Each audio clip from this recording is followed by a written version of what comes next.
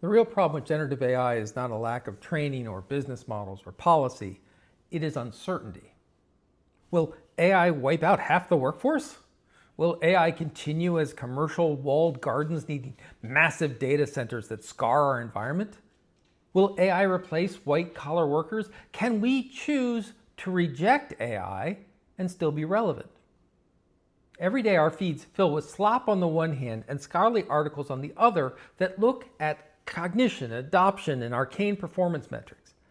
It is exhausting trying to filter reality from hype in a time where internationally we're already overloaded making the same kind of real versus not real call in politics and warfare. The noise, however, is a symptom, not the problem. There's a reason our world is filled with 1,000 voices all calling out for truth and the way. The reason is that we are at the beginning of an information shock, a historic event. The last one hit our field 80 years ago, and finding the root of this new one explains the noise and, more importantly, points to a path forward. An information shock is not really about a technology. It's what happens when the way we produce information changes enough that the field organized around the old way has to rebuild itself.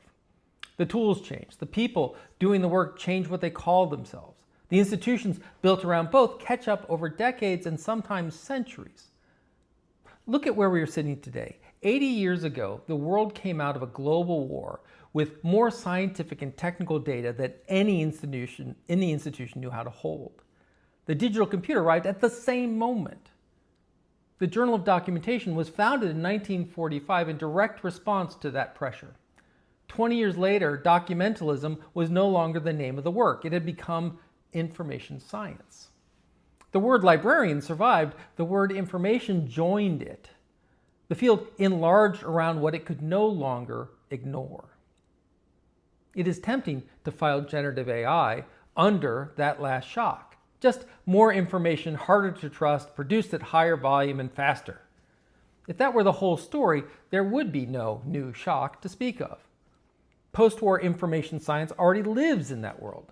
We built tools for it. We wrote frameworks around it. Overload and contested credibility are the material of the previous shock, not the signature of this one. To see what is actually new, we have to look at somewhere else. We have to look at what AI does inside the exchange. Generative AI does two very different things, and only one of them is a real problem for the field. The first thing it does is it produces objects that look like documents: essays, images, code, songs, books. This is the visible problem, and it is real. Editors are drowning in synthetic manuscripts. Citation practice is degrading in measurable ways. But a synthetic book still behaves like a book. It sits on a shelf, it can be described, its claims can be checked against the sources it names. Our tools bend around it.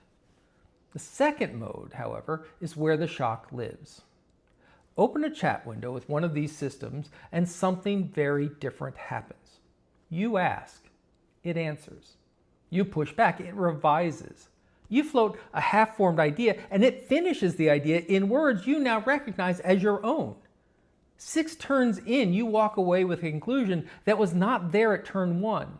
It was built with you from moves that neither of you made alone. This is not retrieval, this is not search. It is co-authorship of understanding in real time without any document doing the mediating. Now think about what that does to our field. Since the Library of Alexandria, we have mediated between people seeking knowledge and the sources that could meet that need. Every tool we built to do it shared one working assumption. There is a stable object in the middle, something you can point to, describe, return to, and hold accountable. The object does not have to be a paper. A data set holds still. So does an image. So does an archived web page. What they all share is that they all stay put. The chat exchange does not. Save the transcript, and what you have is the recording of the conversation. Real, keepable, but not the conversation. Ask the same question tomorrow and the answer moves. The mediation happened inside the exchange, not the object left behind. This is the shock.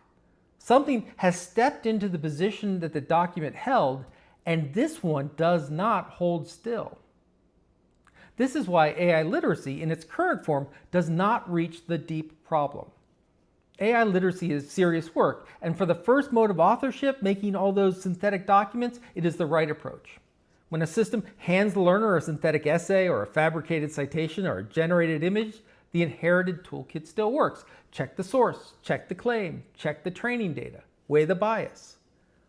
This is document evaluation aimed at a new kind of output, and it is exactly what that mode requires. But it has nothing to grip on this second mode. The output is non-deterministic. The training data is not inspectable item by item. The same prompt answers differently tomorrow, and the end result of the exchange is not an artifact you can hold up to the light. It is what a person now believes. By the time literacy training tells the learner to check the output, the persuading has already happened, and it did not happen in, with, or around a document. So what is the path forward? It is not to walk away from these exchanges.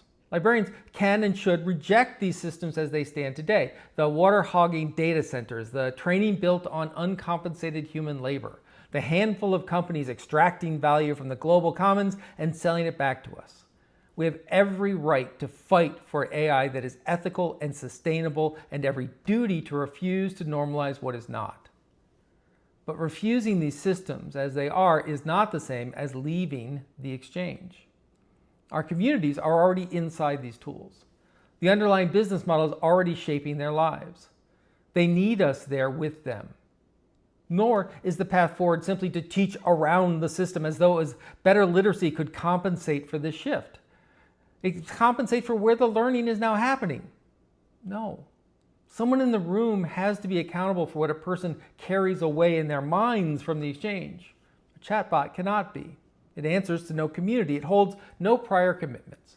It cannot be called back 6 months later and asked to explain itself, because 6 months later, it is a different model with different weights and different experiences.